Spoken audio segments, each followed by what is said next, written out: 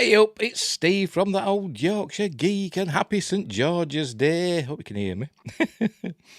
I just thought I'd play that just for fun because it's St George's Day. But more importantly than St George's Day, obviously, happy birthday to my nephew Stephen, my brother's firstborn son, named after me. Well, I hope so. I never actually said in so many words, but I just kind of put two and two together and got five. Right, so welcome to Steve, by the way, from the old Yorkshire Geek. Happy St George's Day. Happy birthday, Steve. And welcome to... See, I've got that up too early, haven't I? Anyway, there you go. A clue as to my first story. Welcome to my Sunday live news roundup of stories that have just caught my eye in the last half an hour. It's not exactly a weekly roundup, it's just, a news roundup of stories that have caught my eye. I've not read any of these stories, so they could all be nonsense, especially the first one, which I suspect I'm going to get angry at. So let's just get straight into it, shall we? Right, let's get the window back up again, because I forgot to take it down while the intro were playing. Stupid.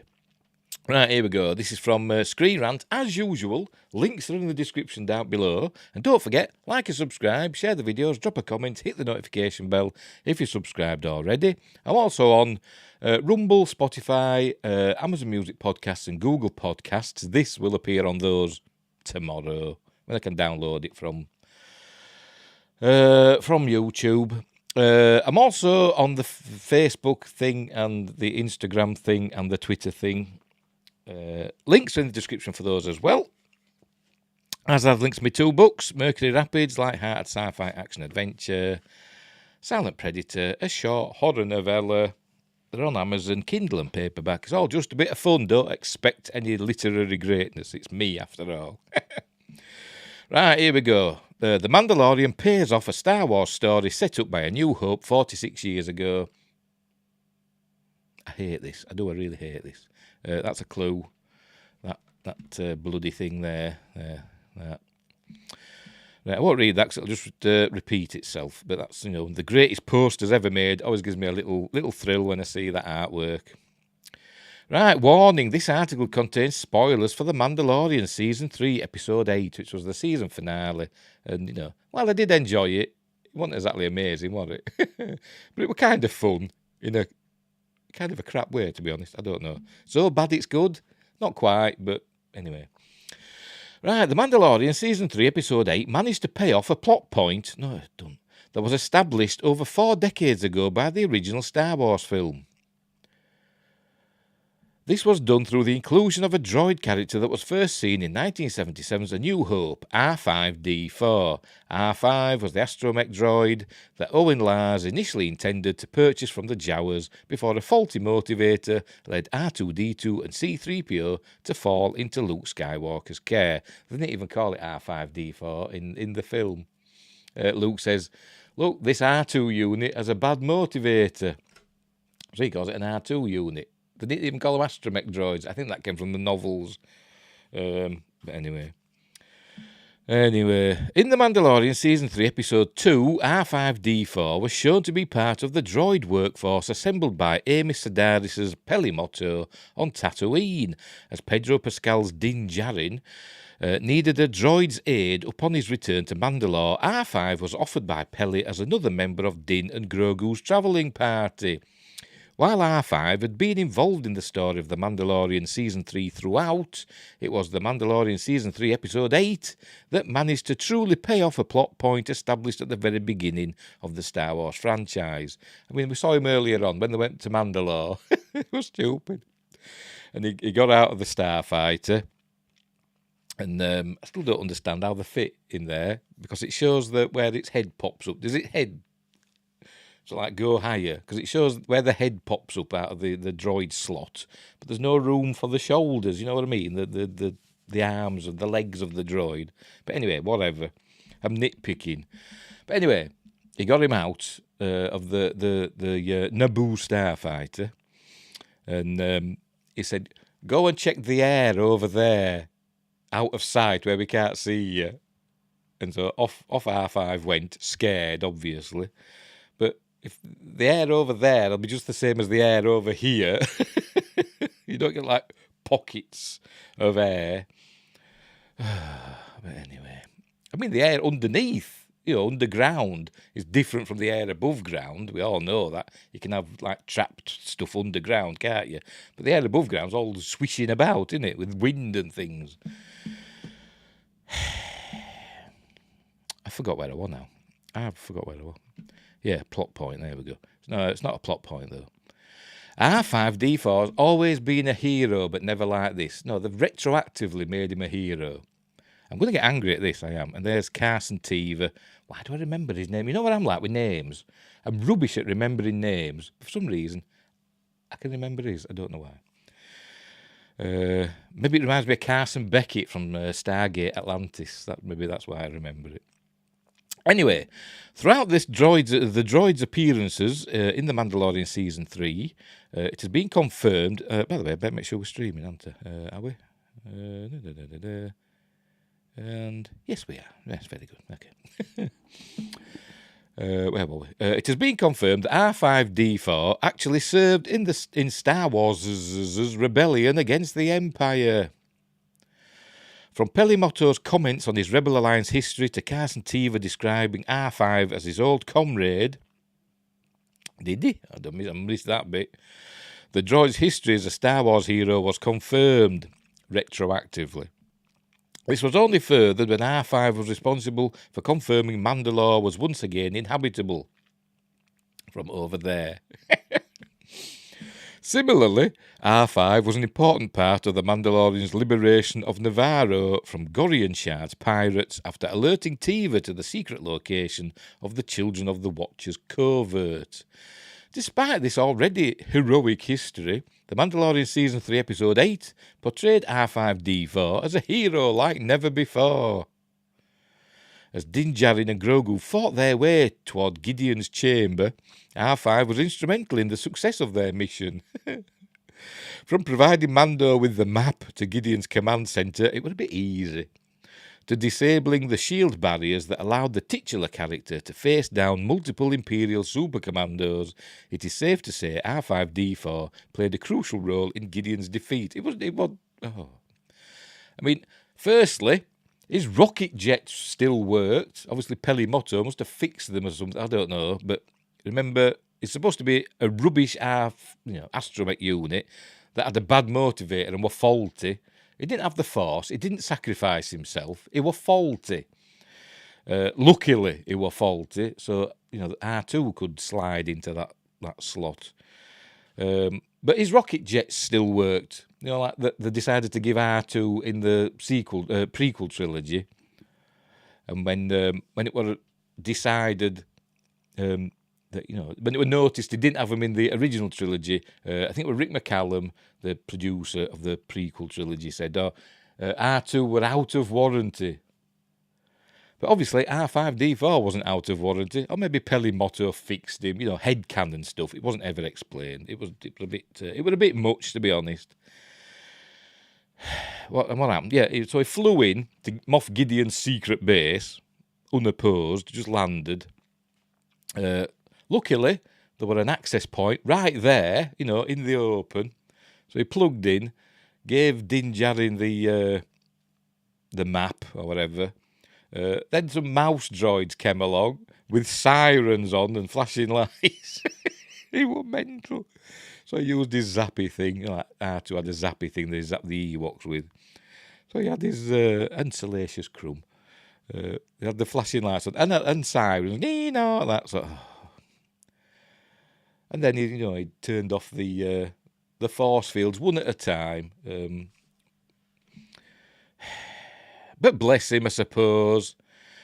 The story of R5D4 in The Mandalorian Season 3 Episode 8 provided favourable comparisons to R2-D2. Across the Skywalker saga, R2 is often one of the unsung heroes of each film. Yeah, he is. In A New Hope, R2 was vital in helping the central trio of Luke, Han and Leia to survive the Death Star's trash compactor. Vital in helping. He saved them. Vital in helping. R2-D2 saved them. And C-3PO saying shut them all down. But Poor droids. Tell you, droid rights. I'm with was it L33T or whatever in Solo. I can't believe I just said that. Never mind. Some other moments of heroism from R2-D2 include saving Padme's ship in Star Wars Episode 1 The Phantom Menace, and while all the other astromech droids got destroyed, and providing Luke with his lightsaber in Return of the Jedi so that Han and Leia could be rescued. By the way, what they should have done with that, because his rocket jets were only found out about them in Attack of the Clones, because they needed to get R2 from like this platform to another place, and they obviously couldn't work it out how to get him there. So they said, give him rocket jets in his legs. That'll do it.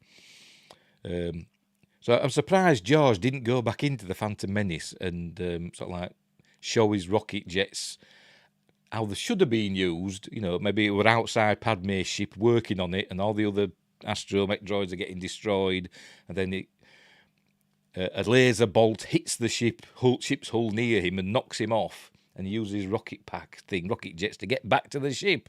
They could have done it like that, couldn't they? But they didn't. Headcanon again. Anyway, where were we? And providing Luke with his lightsaber in Return of the Jedi so that Han and Leia could be rescued. And loads of other stuff. With The Mandalorian Season 3 Episode 8, R5-D4 is given a similar role. Without the astromech, it is unlikely that Navarro would have been saved from the pirates, or that Din would have reached Gideon's chamber, with the latter point being vital to the season finale. All of this just goes to show how important droids truly are to Star Wars stories, and how regularly they can become major heroes of the franchise, something that The Mandalorian's R5-D4 provides alongside other iconic astromech droids like R2-D2. Mandalorian streaming on Disney+. Yeah, whatever. But he's not a hero. Well, maybe he is now, but he wasn't back then. Retroactively, they've made him one. But George, he didn't have a big plan for R5-D4. He were broken. He were a broken droid that the Jawas tried to palm off onto Owen Lars. Stop overthinking things and stop trying to make everything too connected. They shouldn't have had R5-D4 in this anyway. There should have been another one. It should have been another one. Really, I'm being a miserable curmudgeon, I know, but never mind. Never mind. Let's move on. Right, we're moving on to Star Trek. I've mixed them all up, by the way. We're going Star Trek, Star Wars, Doctor Who, and everywhere in between.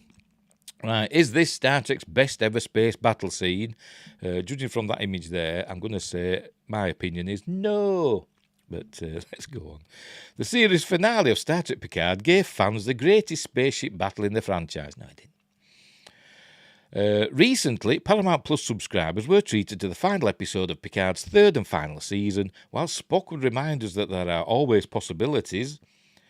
And remember, Anton Chekhov said that at the beginning of episode 10, didn't he? President Anton Chekhov. While Spock would remind us that there are always possibilities, this is likely the last time we'll see the on-screen adventures of characters like Picard, Data and Riker. I won't count on it, to be honest. I think they'll be back at some point, even if only in cameos, but I don't think they're gone forever. I hope not, anyway. Of course, they went out in style in an episode that contains what many Star Trek fans are calling the best space battle scene of the entire franchise. But really, it was just a an homage to the Return of the Jedi Death Star run. Not a trench run, because they flew into the superstructure, didn't they, of the second Death Star. It was just that, basically.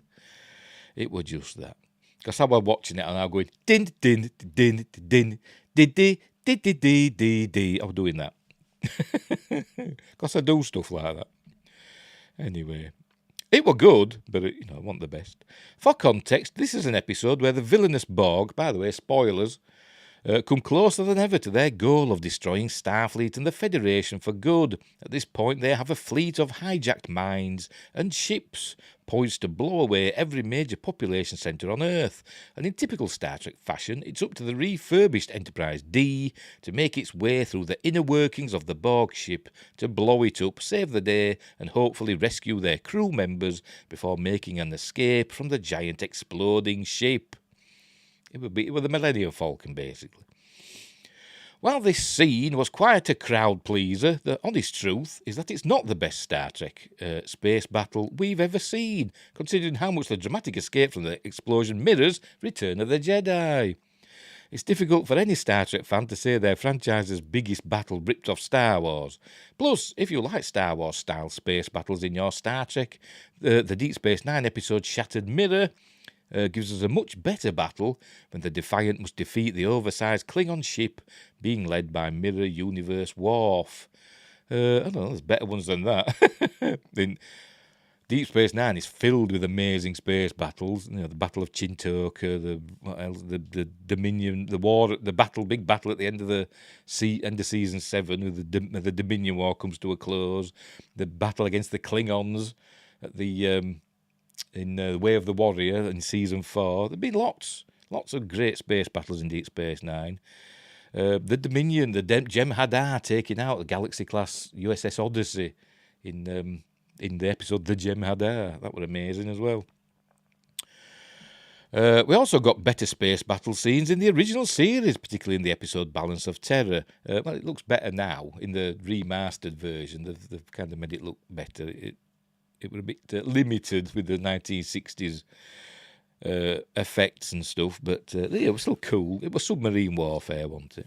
In that episode, William Shatner's Captain Kirk must outwit a Romulan commander whose ship is armed with a cloaking device. The resulting cat-and-mouse battle between them is one for the ages, and a reminder that Trek should try its hand at submarine-style storytelling more often. There you go. And also look to Enterprise. That had some great space battles, particularly in the 3rd season with the Zindiark. That had some great space battles in there. But it were also pretty good in season 4 when they were going up against the Romulan hologram ship. There were some good effects, good battle scenes there. So, like I said, Star Trek has had some great space battles. We're going to talk about movies now, but they don't mention the one that I think is actually the best space battle scene. But anyway, let's go on. And there's some good ones in Voyager as well, don't forget. Scorpion, up against the Borg and stuff like that.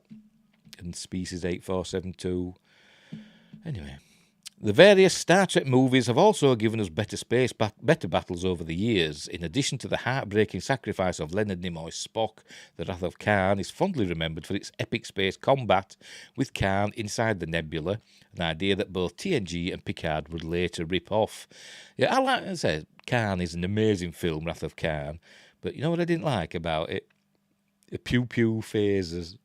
They want phases, they want beam phases. That's always irked me as that. Always irked me. I wish somebody would do a re-edit with proper phaser beams in it instead of pew-pew. I mean, it's still ace, but, that's always irked me as that. I like beams. In The Undiscovered Country, the final showdown between the Enterprise and a Klingon ship that can fire when cloaked is one more reminder that Kirk doesn't believe in the no-win scenario. Yeah, that were okay, but it were all photon torpedoes and stuff, wasn't it? There were no phasers going on. Anyway. Or disruptors. None of this... see, they haven't even mentioned it. Look, no, I'm going to go back up there. They haven't even mentioned the space battle in Star Trek Nemesis, which I think is the best space battle in Star Trek. The Enterprise, Enterprise E, and the 2 or 3, I think there's 3 in the, or whatever, several Romulan warbirds, the new kind of warbirds, don't ask me what class they are, but the new ones, sleek, going off against Shinzon in his ship, the Scimitar. That is an amazing space battle, particularly with Picard and his order. I can't remember what it is. It's not word for word. It's something like ready phasers, 0 elevation, target any shield impacts, target photon torpedoes and any shield impacts, fire when ready, something like that. It's a cool line. It's cool. Gets me dander up. Anyway, none of this is meant to detract from how cool this space combat scene is in Star Trek Picard, and showrunner Terry Matalas deserves credit for providing the gripping space battles that previous seasons were sorely lacking. It's cool that CGI wizardry has helped give us a closer look at the Enterprise D in all her bumpy glory, both in and out of combat. However, those who are saying this is the best space combat they've ever seen in the franchise may need to rewatch the last 2 seasons of Deep Space Nine and get back to us. Yes, Deep Space Nine is the best TV Star Trek space battles. We haven't done yet. Oh, yes, we have. So I don't think, it was the best space battle. It was cool and amazing. But it was just, it was Return of the Jedi, wasn't it? When all said and done. But it was still great. It's still great to see the Enterprise D weaving its way. I mean, the Enterprise, it's not the Millennium Falcon, is it? It's the Enterprise D. It's massive. Let's say capital ships shouldn't really move like that. And we've got DJ. Hello, boy. It's good to see. It's good to see you as well. I haven't seen you for a while. Where have you been? Anyway, where were we? So that's that. Anyway, so I don't think it was the best space battle, but it was cool, and I did enjoy it, and it made me smile. But as I said, watch Deep Space, as the article says, watch Deep Space Nine, and I say watch Nemesis, watch the space battle, then the Nemesis. That is amazing, in my opinion. Right. I mean, the space battle in Star Trek Insurrection, that's not to be sniffed at, really. That was pretty cool. With the Enterprise E taking on the sonar ships. That were, two of them. That was pretty cool battle. But anyway. Doctor Who boss teasers not everyone will survive ahead of Jinx Monsoon's debut as villain. Not everyone is getting out of this alive, they said.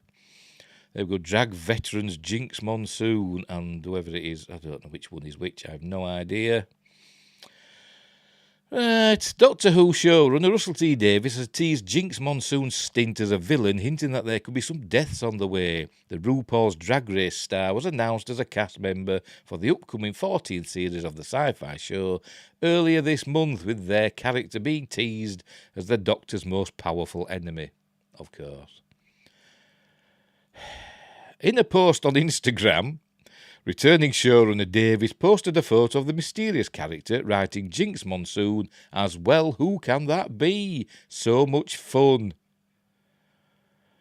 So much terror. Not everyone is getting out of this alive. Doctor Who 2024. And there he is. Monsoon is the only two-time winner in Drag Race history. I've never even seen a one-time winner. I've never watched it. It's not for me. Although. Now, this is, a proper too much information thing. When I was young, I once went on holiday to Spain, and I had hair like I have now, but it wasn't grey. I got roped in to a drag competition, and I won the bugger, probably because of the hair. But there you go. I won a bottle of champagne. I didn't get to drink it. Everybody else seemed to drink it except me. So there you go. So I can have a go at drag queens because I was one once. Oh, I've said that live. Oh, it's going to come back and haunt me, is that? Anyway, Monsoon spoke earlier this month about securing a role on the show, describing it as a dream come true. I'm terribly excited. It's not easy to encapsulate how excited I am with words, the star said. The star... I was saying to the director yesterday, the role that I'm playing, it's like everything I ever dreamed about doing as an actor in one character. It's insane. It's like all my actor fantasies have been rolled into one character, and now I get to do it all on a show that I love, written by a prolific writer, a voice of our generation, who has written so many outstanding things. Monsoon has also previously explained how they attained the part, revealing that Davies caught a glimpse of Jinx on stage through a mutual friend. And there's Jinx Monsoon. I presume that's as they're going to look like as the baddie. They're going to be playing the piano, are they? Din din din din din. Do you know what that gives me vibes of? For some reason, I don't know why. Maybe there is a reason. I forgot his name. Me and names. If it were Carson Teever, I'd remember, but it's not.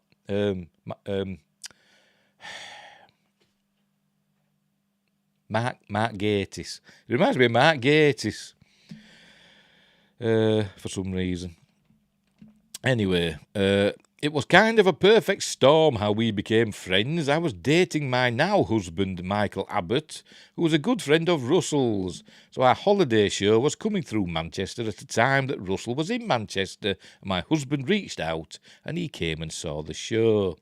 Russell said that he walked home from the show that night and decided Jinx is the person I want to have play this role. So he advocated for me to play this role, and it's just one of those moments where everything fell into place at the perfect time, Monsoon said.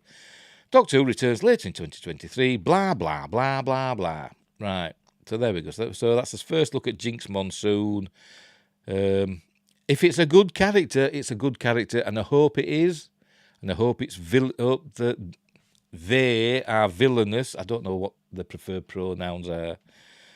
That they are proper villainous and scary. You know, you can be, I suppose, effeminate. I suppose is the word. Is that a word you can use these days? I don't know. It'll still be scary.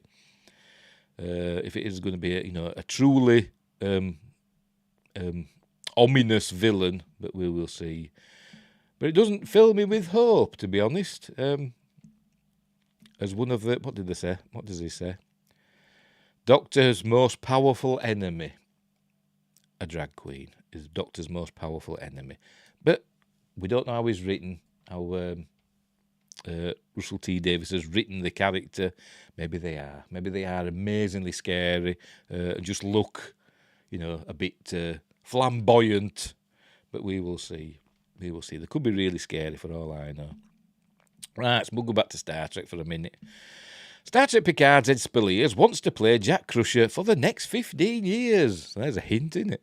I feel like there's so much storytelling to do with him. I bet they repeat this almost immediately. And there's Ed Spilliers as Jack Crusher, having a bevy. By the way, spoilers in this for the series finale of Star Trek Picard. Right. After 10 wonderful weeks of thrilling episodes and exciting space battles, the third and final season of Star Trek Picard has come to a close. And you should all go watch it because it's really, really good. And yes, my coffee's gone cold. Season 3 brought together the cast of The Next Generation for one final ride. Yes, it did. It brought them all together on the bridge of the Enterprise D. Star Wars people, are you listening? Kathleen Kennedy, J.J. Abrams, are you listening? That's all the fans wanted. Bring all your original legacy characters back together for one final hurrah. But you couldn't even do that, could you? When a distress call from Beverly Crusher gets, because, you're petty and, spiteful. That's what it is. You wanted to spite George. That's all it was. I don't know why Kathleen Kennedy's such good friends with George Lucas.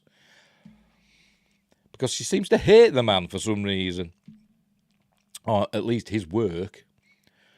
And what's that? The car outside. Who's that? No, that's not a visitor. We will see. Anyway, live. When a distress call from Beverly Crusher, Gates McFadden, reveals a secret Picard Crusher love child and a suspenseful mystery, the crew of the Enterprise D rallies together to save the galaxy one last time. Along with a new story for our dear old heroes. Oh, pardon me, that coffee. The final season of Star Trek Picard introduces some new faces that we simply can't get enough of. Oh, heck, I'm off. Blah, blah, blah. Lovely brunch. You know the score. Ed Spilliers plays Jack Crusher, the son of Beverly and Jean-Luc Picard, Patrick Stewart. At the centre of the season is the mystery that surrounds Jack, a sense of longing to be a part of something that's rooted in his very bones. No, it's not the Borg Collective, but Starfleet, and the very found family he was born into. The final episode of Star Trek Picard sees Jack fully reunited with both of his parents as he finally embraces their shared legacy. Because Season 3 of Star Trek Picard, spoilers, everybody lives, and not even that, people that were originally dead come back, i.e. Data. And big spoiler, turn away if you plug your ears and don't look if you haven't seen it. Q returns. Collider's own Maggie Lovett, cool, recently sat down with Spilliers to discuss his role in the final season of Picard. During their conversation, Spilliers spoke about how much this season resonated with him and how much, like the audience, he's not ready to let go of Jack Crusher yet. He told Collider, "I don't know, it just resonated with me. I joked to someone the other day. I was like, I just want to play Jack Crusher for the next 15 years and then retire. I feel like there's so much storytelling to do with him." And there he is on the bridge of the Titan, I presume. I don't know. Could be the Enterprise D. I don't know. I can't really tell.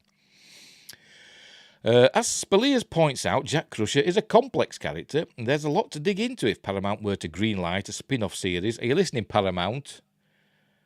Ignore Alex Kurtzman and his spiteful trying to butt in on the success of Picard Season 3, which he had nothing to do with, apart from just giving it the go-ahead, because he's in charge, ultimately. But ignore, in his Starfleet Academy and his Section 31 film and Star Trek Strange New Worlds, which I think he's got very limited involvement with anyway, because Strange New Worlds isn't that bad, to be honest. But I just hope that the Enterprise from that gets a final refit. Bet it don't, because we saw in Picard Season 3 there were original series Constitution classes at the Fleet Museum that looked like from the original series, not like from Strange New Worlds and Discovery. Anyway,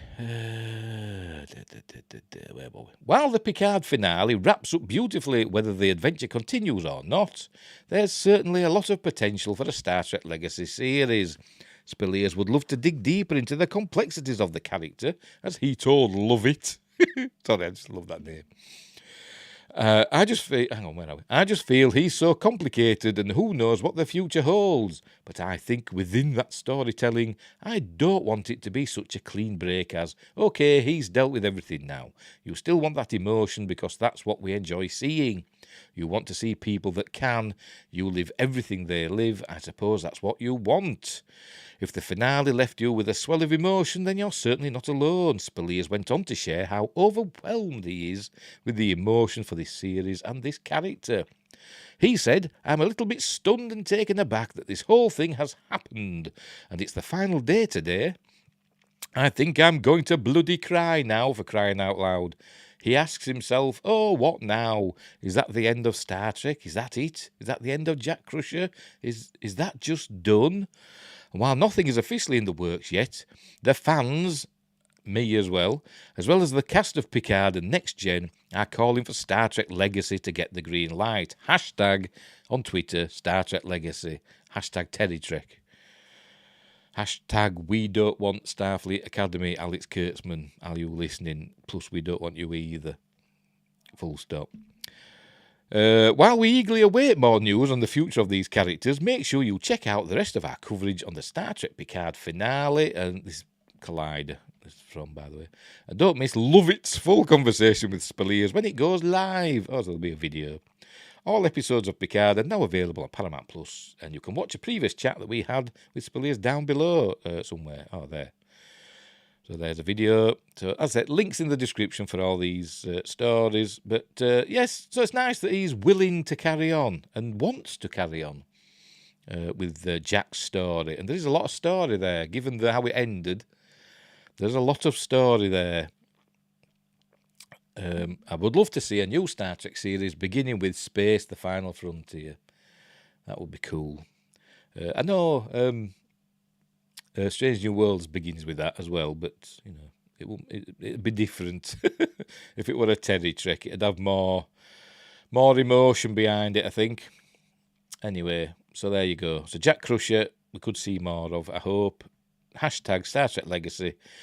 Paramount, are you listening? Paramount, CBS, whoever's in charge. Secret Hide. It's Bad Robot, isn't it? That's why they call it Secret Hideout, because it's a secret hideout for Bad Robot. It is. Anyway, right, let's move on. Let's go on to some Star Wars now. Again, Al Pacino, yes, it's there, admits, I've got to move that a bit. There you go, you can see it now. Al Pacino admits he turned down iconic Star Wars role because he didn't understand it. I wish I could do an impression of Al Pacino, but I'm not Rob Brydon. Al Pacino admitted by the way, there he is. There's Al, and there's is that the Osmonds? I think it is, isn't it? What's he showing the Osmonds for? Donnie and Marie Osmond and C-3PO and R2-D2. Obviously, they did a Star Wars special. Al Pacino admitted he turned down an iconic Star Wars role because he didn't understand it and was unaware that the movie would be a massive blockbuster. The 82-year-old actor, who will turn 83 in 2 days, on 25th of April, so it is in 2 days, cool, I've got an up-to-date article, has been reminiscing about his life and career in his memoir. Pacino revealed a cheeky detail in a recent interview with David Rubenstein, an American lawyer and billionaire businessman at the 92 NY, New York. Does that mean something? I have no idea. Is it a radio station? I don't know. I don't know what it is. It's in New York anyway, wherever it is. The Godfather actor spoke publicly about why he decided to turn down the iconic role of Han Solo in Star Wars at the peak of his career. There he is in The Godfather. Is it part 2? I don't know. Or is it first one? First one. I don't know. Do you know what? I'm one of these people, there's this saying, isn't there, more people have seen Star Wars than haven't seen Star Wars. There was a TV show, wasn't there? I've never seen Star Wars or something along those lines. I don't think I've ever seen The Godfather. I don't think. Or maybe I did once, a long time ago, but, I was probably too young to get it. And I never got round to seeing it since. I'm going to have to, remedy that. Particularly the first two. I've seen Godfather Part 3. I've seen that one, when I was grown up, and it was all right, But the first two, I don't think I've ever sat and watched them all the way through. Weird. Pacino was offered numerous lead actor roles following his appearances in classics like The Godfather 1972, Serpico 1973, The Godfather Part 2 74, and Dog Day Afternoon 75. As part of its People Who Inspire Us series, the 92nd Street Y New York celebrates its 150th anniversary by showcasing legendary figures who have had a significant impact on the world. I don't know what this is. I'm sorry if I'm being thick, but, I don't know what that is. The Scarface actor, who asked if he regrets passing on any role in his career, and replied, I turned down Star Wars 1977. Did you say that? I turned down Star Wars, brackets 1977, in his voice. Or whatever, I don't know. So I was there, and all of a sudden they gave me a script that was called Star Wars. He said of the role of playing Han Solo, I said, I got the script, they offered me so much money, but I don't understand it. According to the Hollywood Reporter, Pacino joked and continued, I gave Harrison Ford a career, which he has never thanked me for. I don't think Harrison Ford probably never thanked anybody for anything. Star Wars went on to become a cultural phenomenon, with the original film grossing $775.8 million at the box office, worldwide box office, against just an $11 million budget. I think that's adjusted. Because remember at the time it was 300 and something million at the time of its initial release. Or maybe that's including the special editions, maybe. I don't know. Anyway, Harrison Ford, who played the lead character Han Solo after Pacino passed the offer, was struggling with supporting roles until Star Wars came around. Ford went on to reprise the role of Han Solo in The Empire Strikes Back 1980. Pardon me. There we go, Empire Strikes Back. Cool.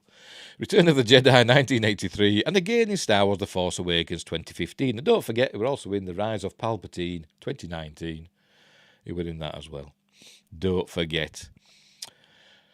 Regardless, and the Star Wars Holiday Special, he was in that as well, don't forget that. Regardless of turning down a memorable role, the 82-year-old has countless accolades to his name, including an Academy Award, 2 Tony Awards, and 2 Primetime Emmy Awards, making him one of few actors to achieve the Triple Crown of acting.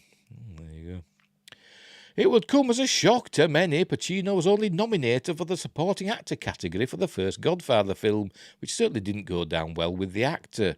Marlon Brando, who played the role of the head of the family, Vito Corleone, won the Best Actor award at the Oscars. Well, he was the star, wasn't he? I don't get it. However, Pacino refuted a long-standing rumour that he was dissatisfied with the nominations when questioned about his reaction to the same. He said, how does a story like that get out? Pacino said with a tone of disbelief. I wasn't upset. Are you kidding me? I think that's it. Yeah, then we go back to an earlier one about him being high. So there you go. So we could have had Al Pacino as Han Solo. That'd have been weird, wouldn't it? It'd been intense, wouldn't it? An intense. George would have liked that. He always liked faster with more intensity. That's what Al Pacino can give you. Give you intensity anyway. I don't know about faster. But there you go. So very, very, very amusing. But they did have others in mind. I mean, Harrison Ford, it was basically the last choice, wasn't it? Because George wanted a newcomer. Wanted all newcomers, didn't he? Apart from Peter Cushing and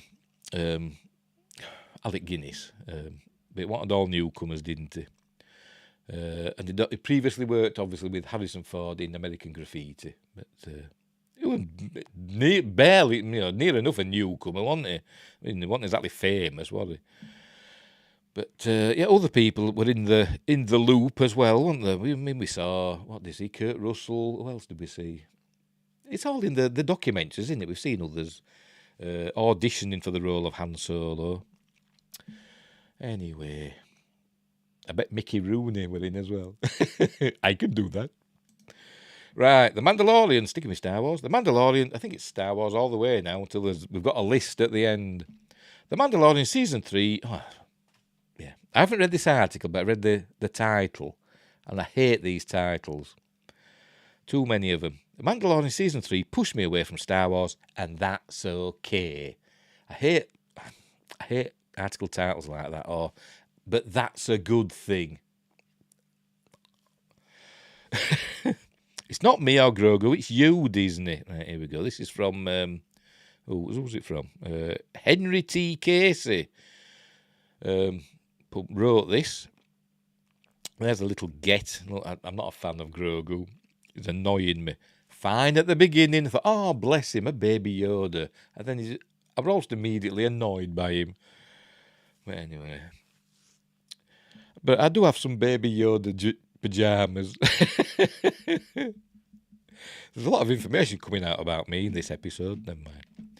The Mandalorian Season 3 just ended, and I couldn't be happier to watch it fade away. No, this isn't about Grogu. I still appreciate Din Djarin's little buddy. I don't.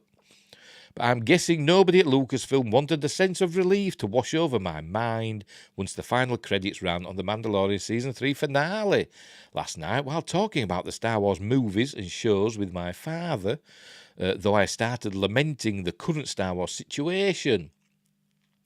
As we learned at Star Wars Celebration 2023, the immediate future of life after Luke is now becoming clearer. While the previous Star Wars movie news focused around director Patty Jenkins' Rogue Squadron movie, that wasn't even mentioned. No, because it's not going to happen, is it? No, it can't be. It can't be an old article. It's been cancelled, man. Are you paying attention? Instead, we learned about a trio of movies. There's a James Mangold-helmed Star Wars movie about the origins of the Jedi, which, whatever. There's also going to be a new Star Wars movie starring Daisy Ridley as Rey. That could be neat. No, not sure though. We last saw her in The Rise of Skywalker, a dumpster fire of a movie. Sorry, Rise of Palpatine. Sorry, Freudian slip. But everything else we learned from that event, plus most of the Mandalorian Season 3, has basically informed me that outside of Andor Season 2, I shouldn't care about Star Wars any further. And if you allow me to explain, with some spoilers from Mando Season 3, I will. Spoiler warning. And there's Ahsoka, in animated form. As I've tried to explain to others before, I'm what you'd call a casual Star Wars fan. To me, that means I've watched all of the live-action movies, though I fell asleep in Solo. It were all right, it's not the best, but, past the time. It could have been worse.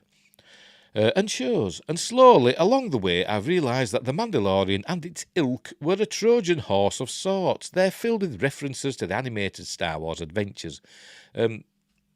They're Dave Filoni and Jon Favreau playing with their Star Wars toys. That's all they are. And they're written in that way, like a kid playing in his sandbox with his Star Wars figures and his TIE Fighter and his X-Wing.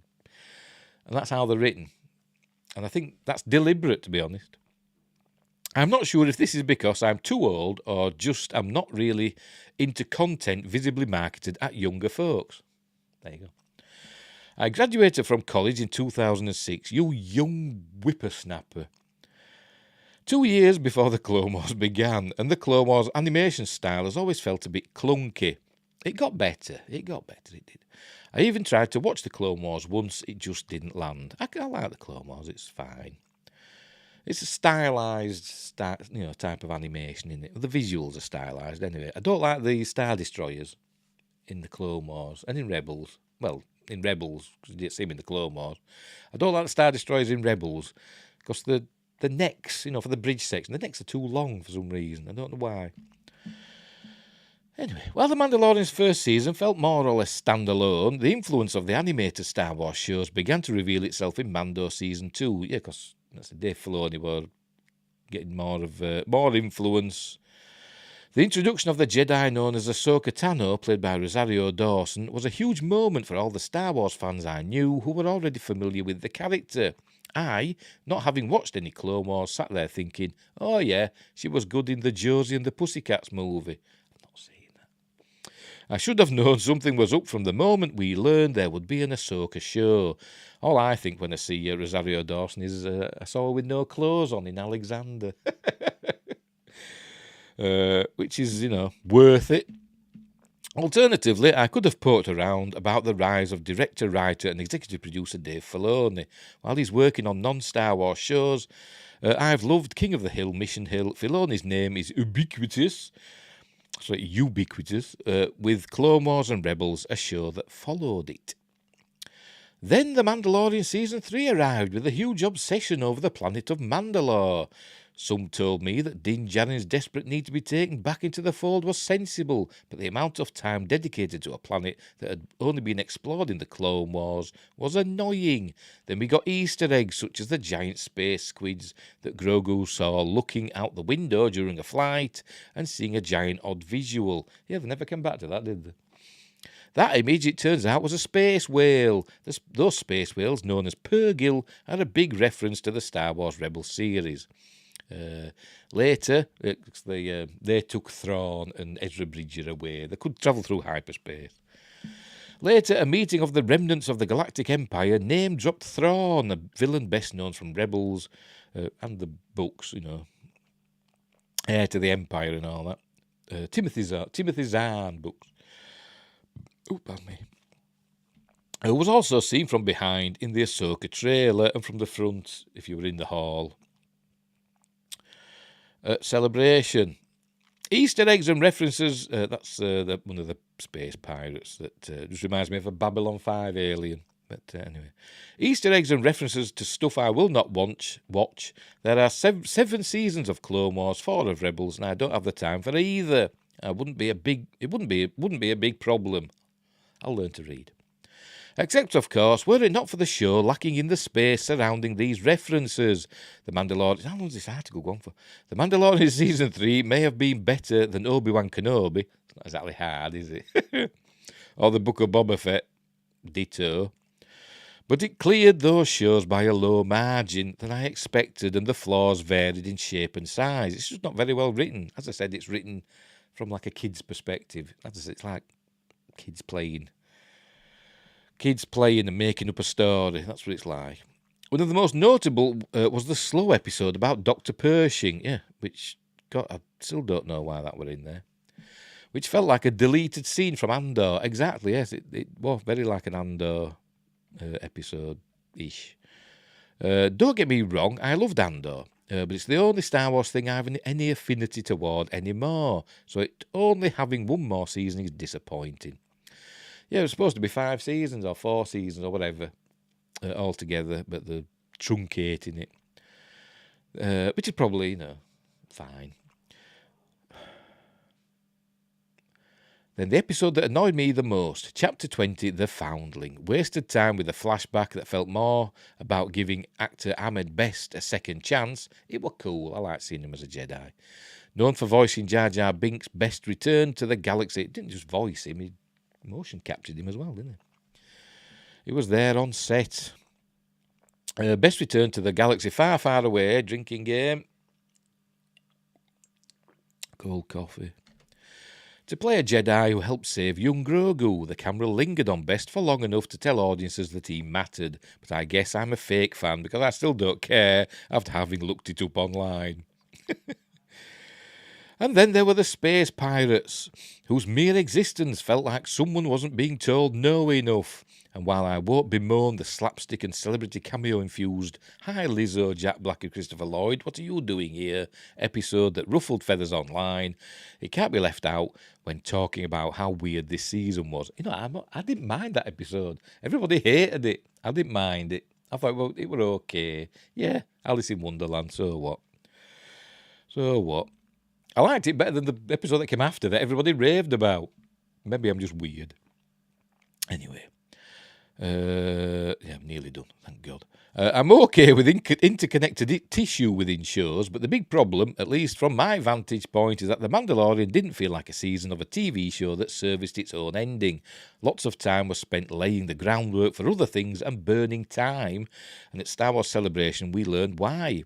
Dave Filoni will direct a new Star Wars movie that culminates the story of these New Republic-era shows. Yes, Star Wars is getting its own Avengers Endgame, and that's possibly the kind of thing that ruins it all for me.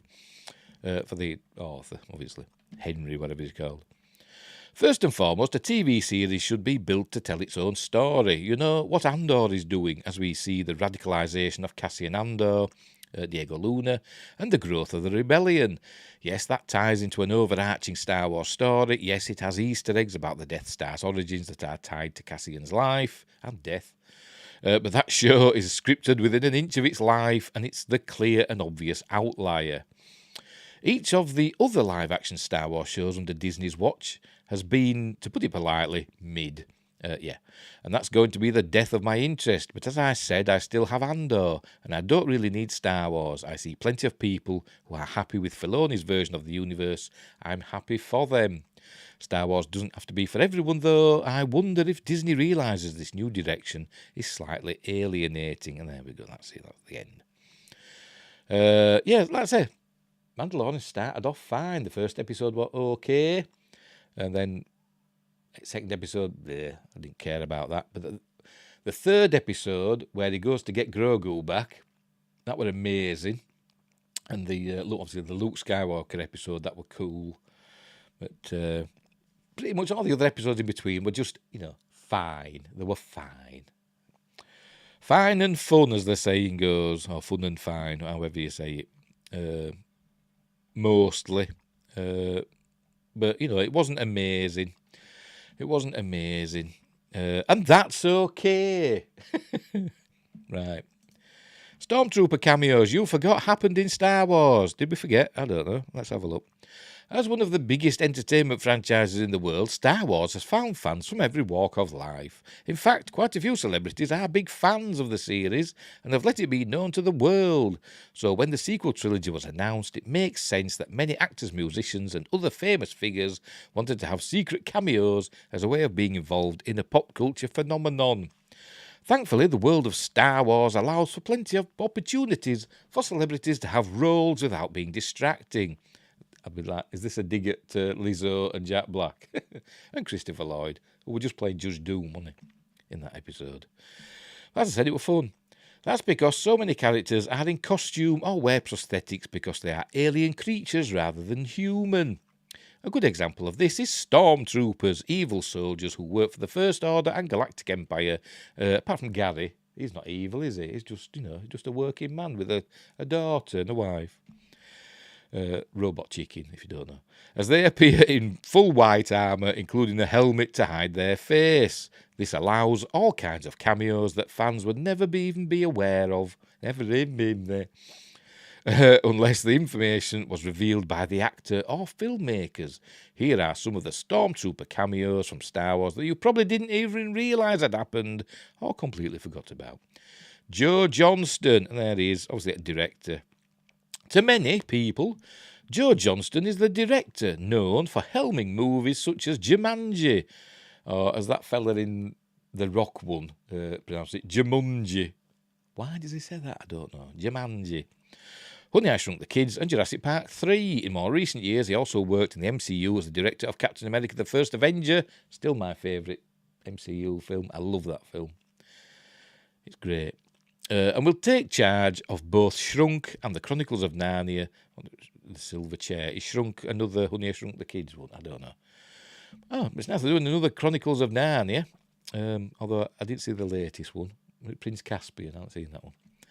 Before he became a director in his own right, he had worked as a producer and as part of visual effects teams, winning an Academy Award in 1982 for Best Visual Effects. He can also be seen extensively in the Disney Plus documentary series Light and Magic, talking about his work with the visual effects studio Industrial Light and Magic. Johnston's association with Star Wars stretches back to the original trilogy. He worked as part of the visual effects team on A New Hope, The Empire Strikes Back, and Return of the Jedi, as well as working as a concept artist. It was in this second role that he played a key part in the design of the bounty hunter Boba Fett. It could have been him in the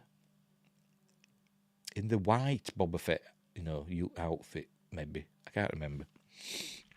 Anyway, he also wrote the novel The Adventures of Teebo, A Tale of Magic and Suspense in 1984, and continued to work with George Lucas with the films Raiders of the Lost Ark and Willow. Lost Ark, not Last Ark.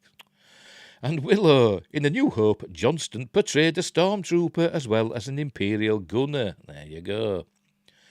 Michael Giacchino. Stick to music, Michael. We'll probably see why in a bit. Michael Giacchino may not be a face that is incredibly familiar to movie fans, but he has had an important role in a number of popular television shows and films. The award-winning composer is probably best known for his work on the likes of Up, Lost, and Rogue One: A Star Wars Story. Giacchino, which I think he only like a couple of weeks did the score for Rogue One, and yeah, it sounds, the theme sounds a lot like the theme of Star Crash. But, he did a good job. And his theme for Star Trek is probably the single high point of that film. It's a good theme. Giacchino has also been closely associated with Marvel Studios, working on multiple MCU films and composing the company's fanfare. A frequent collaborator of J.J. Abrams, the composer scored Mission Impossible 3, Star Trek, and Super 8. Oh, I was really disappointed with Super 8.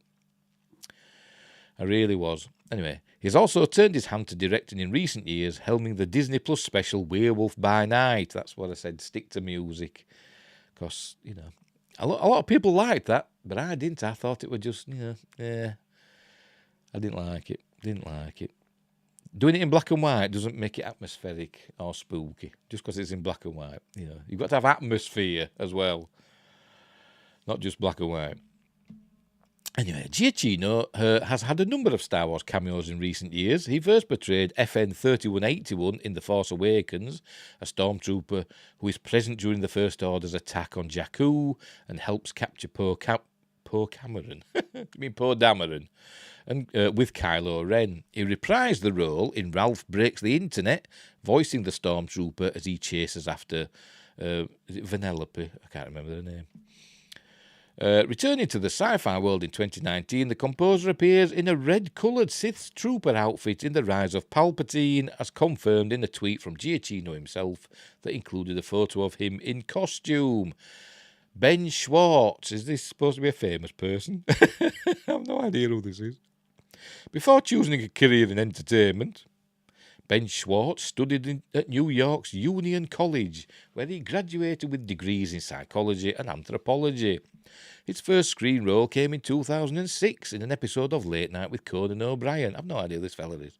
And he quickly went on to appear in several other films and television shows. He portrayed Jean-Ralphio Saperstein in Parks and Recreation. I've never seen that. And obviously I've heard of it, but never seen it. And more recently, was part of the main cast of Space Force and The After Party. This is why I've never heard of this fella, because it's stuff I've never seen. Schwartz has worked extensively as a voice actor, lending his vocal talent to Sonic in both Sonic the Hedgehog films, not seen them, and Leonardo in Rise of the Teenage Mutant Ninja Turtles, not seen that. The actor and comedian also acted as a vocal consultant with Bill Hader for the droid BB-8 in The Force Awakens. BB-8 didn't have a voice. I mean, yeah. So basically, Bill Hader went like that. But saying that, R2-D2 was, a lot of his voice was Ben Burt, wasn't it? Just doing beeps and boops. So there you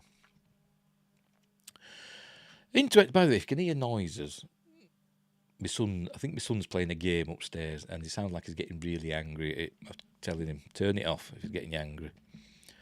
In 2023, Schwartz returned to the franchise in the animated series The Bad Batch, once again voicing a droid. This time it was Teo, a racing droid who competed in the Riot race. That was not a good episode. The actor revealed that on top of his other roles in Star Wars, he had also portrayed a stormtrooper. He showed several photos of himself in costume as the First Order soldier. Although he didn't explain exactly where he appeared, Schwartz did confirm that his cameo came in The Force Awakens. There we go. This is one that everybody knows. Daniel Craig. I forgot what they call it now. He calls her scum, doesn't he? What is she now? I can't remember how I described it. It'll say it probably in a minute. Scavenger scum. British actor Daniel Craig has become one of the most recognisable faces in the world thanks to his appearance in a wide variety of films. He has made huge sums of money thanks to his portrayal of the titular fictional spy in the James Bond franchise. Well, he's a producer as well, isn't he?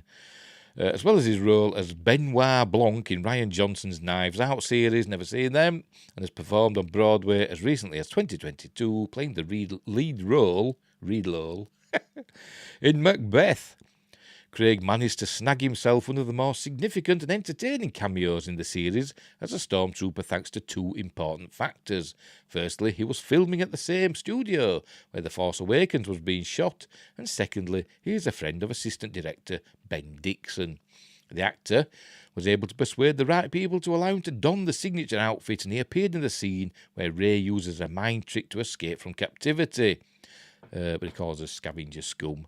I love Star Wars, and of course I do, he told Josh Horowitz. I wouldn't have asked to be in them if I wasn't a fan. And everybody loves him, but I think he looks like a goblin. Says me, Nigel Godrich. Who the hell is he? I have no idea. The name Nigel Godrich likely won't mean much to movie fans, but those who are into music may well recognise him. The record producer musician has been a close collaborator of the band Radiohead.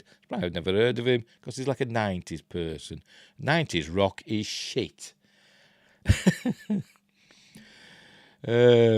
For more than 2 decades, having first worked with them on the 1997 album OK Computer, his success with the Don't Care, played a stormtrooper on Starkiller Base in The Force Awakens. I don't care. Kevin Smith, Crybaby Kevin Smith, is a director and writer who rose to prominence after releasing the low-budget film Clerks in 1994. Then he became, a sellout and everything.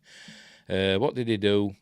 Stormtrooper that Smith voices in Force Awakens, on the attack on Maz Kanata's castle, and then he were in The Rise of Palpatine. This time playing someone who can actually be seen on screen as a local of the planet Kijimi. Missed it, don't care. Prince Harry and Prince William, but that's not them. They are wax dummies, aren't they? Is that Madame Two Swords? I don't know, but that's not them. Let's see, we haven't done. I'm going to skim through that. You know who they are.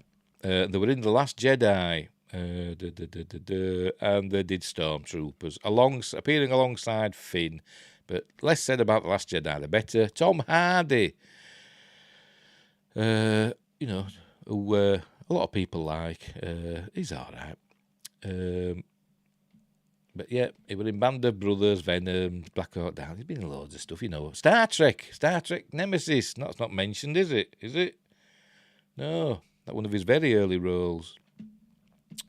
So, what were he in? He were in Last Jedi, played a stormtrooper who recognises Finn as he's trying to infiltrate a First Order base. There we go.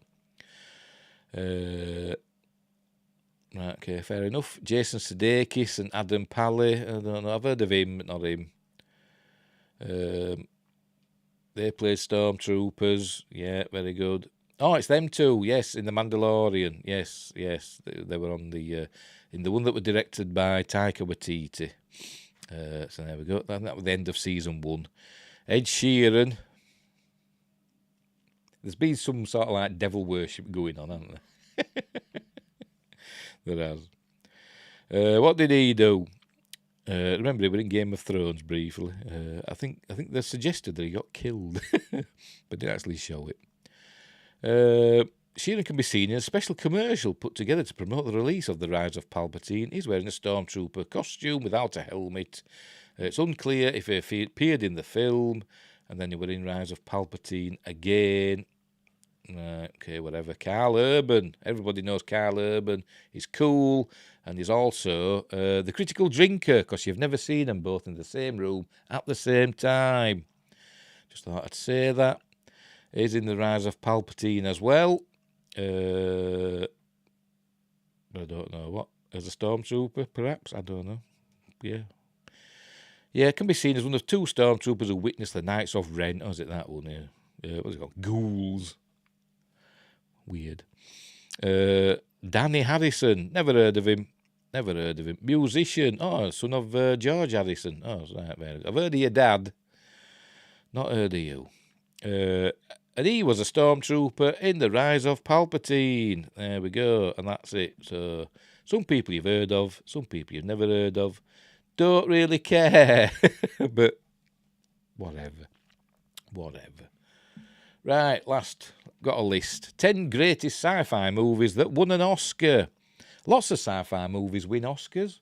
They always say, no, they never give Oscars to sci-fi films. They never give the main Oscars to sci-fi films, like Best Picture, Best Director, Best Actor, Best Actress, etc. But they do get a lot of, the other Oscars, like Best Sound Design, Best Visual Effects, Best Set Dressing, stuff like that, Best Costumes, etc., Best Editing. They win those technical awards. They win the technical awards a lot, don't they? Right, sci-fi movies have been a staple. I'll have to move that over a bit. Pressing the wrong button. I'm in the wrong place. There we go. Sci-fi movies have been a staple of cinema since the inception, how do you get it, of moving pictures, with dozens upon dozens of Oscar awards racked up to prove it. The genre comes in all shapes and sizes, from science fiction comedies to pulp fiction tales of alien invasion, often shifting the public conscience in regard to modern issues. Whether these films have taken home the gold for their sound design, incredible writing, or powerful performances, here are the 10 greatest sci-fi movies that have won an Oscar. Number 10. This is their opinion, by the way, not mine. We will see. I've not seen the list, so I don't know what's coming up. I presume E.T. is in there, because we saw it up there, didn't we? So I bet that's number 1. Number 10, Jurassic Park. Right. Jurassic Park hit theatres in 1993. I'm trying to... Oh, never mind. In 1993, leaving a massive mark on cinema, as well as pushing the science of paleontology forward through its incredible studio funding. The sci-fi movie's iconic score, combined with its uncanny visual effects, which still stand up today, made for a moving and impactful cinematic experience, so it's no wonder Steven Spielberg took home Oscars for Best Sound Effects Editing, and Best Visual Effects. Make sure we're still streaming. Yeah, we are. The Sam Neill and Laura Dern-led movie. Don't forget Jeff Goldblum and, Sir Richard Attenborough. Would go on to influence several future films as well as video games, spawning a host of sequels, most recently with nostalgia-fueled 2022 outing The Jurassic World Dominion, which were fine. The Incredibles, 2004. Now, is this class of sci-fi? I suppose it's sci-fi. It's more of a superhero film, isn't it, than sci-fi? Well, yeah, it's got sci-fi elements, I suppose. Brad Bird's Disney... This is why sci-fi can be anything, can't it? Aliens, a sci-fi film, isn't it? Even though it's technically a horror film. But Brad Bird's Disney Pixar film, The Incredibles, which is probably the best superhero film of all time, to be honest, broke records as one of the best films of 2004, animated or otherwise. The sci-fi adventure movie won Oscar awards for Best Animated Feature and Best Sound Editing. The music truly lives up to the film's name, composed by Michael Giacchino, who went on to compose for films such as Ratatouille, Up, and even the 2022 Matt Reeves directed The Batman. The film centres around a superpowered family of modern suburbanites and features themes regarding the American dream as well as hero envy in a display far ahead of its time, arriving on the scene several years before the Marvel Cinematic Universe made superhero films the hottest item in Hollywood. The Incredibles still goes down as one of the most successful and impactful hero outings, despite being an original work not based on any comic book source material, and it's ace. The second one, not so much, but it's still fun. Number 8, Close Encounters of the Third Kind, one of the greatest films ever made, in my opinion. There we go. Close Encounters of the Third Kind arrived in movie theatres in 1977, winning the Oscar Award for Best Cinematography by a wide margin due to its incredible use of framing and blocking, as well as its timeless lighting techniques.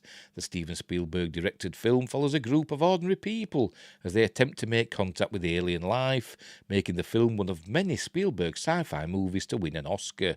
With a staggering 94% certified fresh Rotten Tomatoes score, Close Encounters of the Third Kind is widely regarded as a highlight of Spielberg's early career, second only to the iconic shark thriller Jaws. Yeah, it's one of the greatest films ever made. It's amazing. Number 7, Star Wars Episode 4, A New Hope, or as it was called at the time, Star Wars. Didn't get A New Hope until 1981 or whatever. But anyway. What more needs to be said about the original 1977 Star Wars? The classic space western launched one of the most prolific and successful film franchises of all time. Continuing today, sorry, because I know what's coming here. I just glanced ahead. Continuing today in the form of many Disney Plus films and series such as The Mandalorian, Disney's and Lucasfilm, Kathy Kennedy, etc., et al., are just running it into the ground. Anyway, A New Hope, Star Wars, could be considered the greatest sci-fi movie of all time, ultimately taking home more than half a dozen Oscar awards. Why did you say 7? I think it took 7. Including Best Art Direction, Best Set Decoration, Best Costume Design, Best Film Editing, Best Original Score, Best Sound and Best Visual Effects. Yeah, 7. Couldn't you add them up? The film launched the careers of its stars, including now household names like Mark Hamill, Harrison Ford and Carrie Fisher. Yeah, and it's cool. And it was Star Wars, not A New Hope, that won the awards. And it was Star Wars, not A New Hope, that got put into the, the film archive thing, whatever, that they do for films that have cultural significance. Not the special editions, the original. Right, number 6, Gravity. One of those films that you watch it, you think, that were really good, I really enjoyed that, and you never watch it again. I'm not kidding. Getting into the more recent side of things, we have Gravity, the Sandra Bullock-led sci-fi movie which took home a staggering 7 Oscars after hitting theatres in 2013.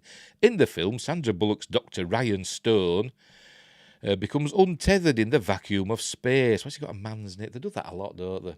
Giving women men's names. Of course, they want to make women men. Well, just call her, give her a woman's name, for Christ's sake.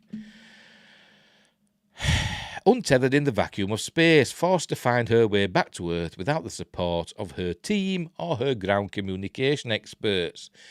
Also featuring George Clooney, Gravity didn't bring home any awards for acting, but of the 7 awards, it did get Best Director, Best Visual Effects, and Best Cinematography. In 2013, no sci-fi movie was more worth a trip to the IMAX theatre than this Oscar winner. I think I have, the 3D Blu-ray, and that were good, even though I haven't got a 3D telly anymore. My son's got it upstairs, he's claimed it, so I can't watch 3D films anymore. And he won't give me it back. I keep offering to buy him a new telly and he won't let me. I want it for my bedroom. I want to watch my 3D films again. Anyway, number 5, The Matrix, 1999. And there he is, stopping bullets. Another sci-fi movie. That's actually from the second one, isn't it? That's actually from Matrix Reloaded, isn't it? Anyway, another sci-fi movie that swept the Oscars and spawned a series of sequels that continue into the modern day is 1999's The Matrix, which starred Keanu Reeves and launched the careers of sibling director duo Lily and Lana Wachowski, although they weren't called that at the time. The film held major stylistic influence over Hollywood for decades following its release. Oh, excuse me. Even being parodied by the first Shrek movie in 2004, with ripple effects from the visual storytelling still being felt in modern cinema today. And they did like Scary Movie and stuff like that, took the mickey out of it, didn't they? The Matrix took home all 4 of the Oscar awards it had been nominated for, including Best Film Editing, Best Visual Effects, Best Sound Effects, and Best Sound. It's a cool film, is the first one. I do quite like the sequels as well, to be honest. The latest one, wasn't up to much. But anyway, for God's sake. Blade Runner 2049, 2017, Yawn Fest. Boring. Tied for the most modern entry on this list, 2017's Blade Runner 2049 follows Ryan Gosling. See, that's a man's name, told you. Ryan Gosling's Officer K, was he one of the men in black? I don't know. As he unearths hidden secrets with the potential to send all of human society into the depths of pure chaos. With Harrison Ford reprising his role as Rick Deckard for the 1982 original Blade Runner film, 2049 was marked as a massive blockbuster, inspiring its unique visual aesthetic within the cyberpunk niche. The excellent sci-fi movie won Oscar awards for Best Cinematography, Best Visual Effects, and was nominated for Best Sound Mixing, Best Sound Editing, and Best Production Design. Whatever. I was bored by it. I liked was she like a hologram woman? She was fine. Was it Anna de Armas? I think maybe it was. But that was the best bit. Number 3, E.T., the Extraterrestrial. To be honest, I thought this would have been number 1, but there we go. The best sci-fi movie to come from Steven Spielberg. No, it won't. That were Close Encounters of the Third Kind. And the one film the Oscar-winning director considers, but they see, I don't count it as sci-fi, Close Encounters. It's a real-life film. Because UFOs are real. The Oscar-winning director considers to be perfect is E.T. the Extraterrestrial, winning the Oscar for Best Original Score and Best Sound. The tale of Elliot and his Reese's Pieces loving friend is another successful collaboration between Spielberg and composer John Williams, also featuring the on-screen debut of Drew Barrymore. The family-friendly flick is one of the greatest summer blockbusters ever made, and it's a shame that it only won 2 of the most prestigious awards in Hollywood. Yeah, it is a really good... I do like E.T., but it's not as good as Close Encounters. But I did cry at it, I must admit. Not when I went to see the pictures with my mate. I wanted to go see the Poltergeist. They were on at the same time, Poltergeist and E.T. on 2 screens, when we just had 2 screens back in those days. And I wanted to go see Poltergeist, but he didn't. He wanted to go see E.T. Don't know why. I think he didn't want to because I think Poltergeist were an 18 certificate at the time, or X, or whatever we had at the time. I think it was 18. And we were only, showing me age, 15 at the time. So there you go. And I don't think he wanted to go in case we got rumbled. So we went to see E.T. instead. And I was sitting there, not crying, but welling up and getting a bit lip quivery. And my mate was just laughing at it, saying E.T. looked like he'd been pickled. Anyway, number 2, The Shape of Water, 2017. Another great film from Guillermo del Toro. Doesn't even get a mention, does he? No, he doesn't. It does down the bottom there. All right.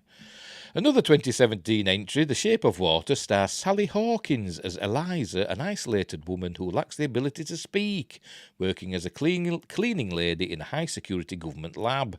Eliza discovers and subsequently creates a bond with a mysterious creature who inhabits a giant water tank within the facility, eventually uncovering carefully obfuscated secrets about the creature's whereabouts and her government employers. The cerebral sci-fi movie shocked audiences with its intricate creature design, a calling card of director Guillermo del Toro, eventually taking home Oscars for Best Picture, Best Director, Best Production Design and Best Original Score. And yes, it's ace, it's amazing, is The Shape of Water. Watch it now, it's really, really good. 2001: A Space Odyssey. I love this film. I do. I went to see it at the pictures. 1978, I went to see it when I was 11 years old. They did a reissue, 10th anniversary, and I went to see it.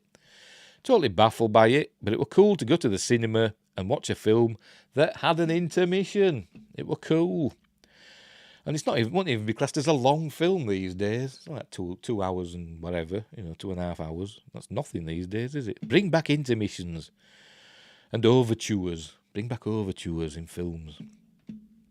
Love it when I see them on Blu-rays and DVDs, when you see the overture and the intermissions. It's great. Love it.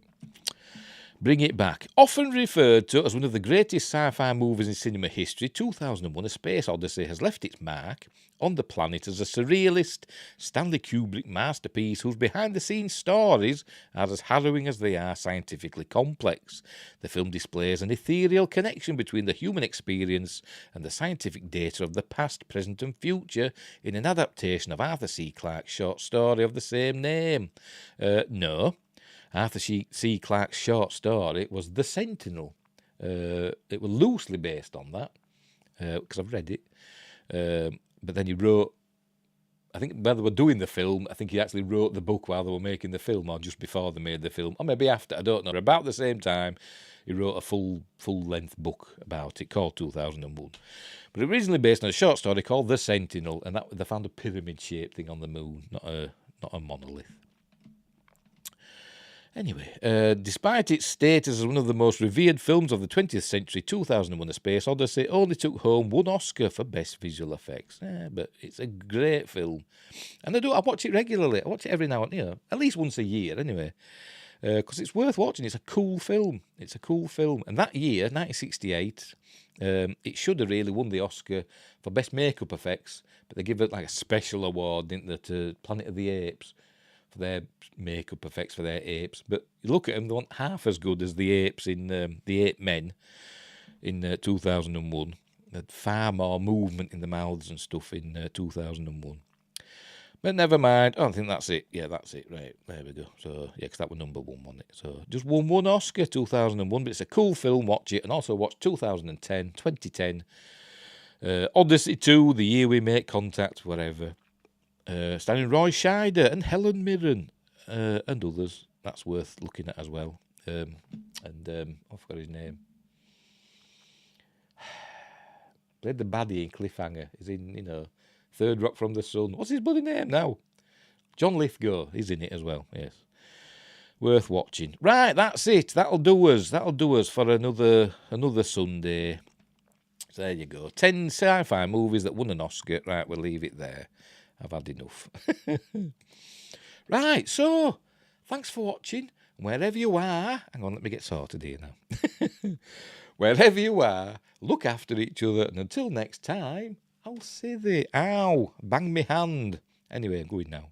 Bye.